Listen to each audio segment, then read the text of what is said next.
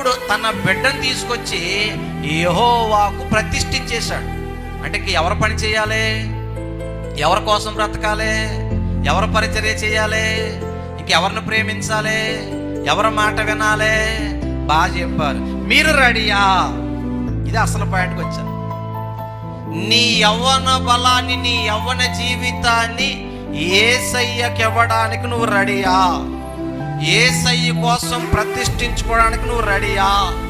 నేను యేసయ్య కోసం బ్రతుకుతానండి, నేను యేసయ్య కోసం పనిచేస్తానండి, ఈ సంఘములో నా పాత్ర ఇది, నాది కడిగే పాత్ర, తుడిచే పాత్ర, పాడే పాత్ర, వండే పాత్ర, లేదా నా కష్టం ఇది, లేకపోతే నేను ఎంతో కొంతమందికి సువార్త చెబుతాను, పత్రిక పంచి పెడతాను, వీళ్ళందరినీ తీసుకొచ్చి దేవుని రాజ్యంలో చేరుస్తాను, నేను యేసయ్య కోసం బ్రతుకుతాను అన్నవాళ్ళు ఇక్కడ ఎవరైనా ఉంటే ఈరోజు సిద్ధపడండి.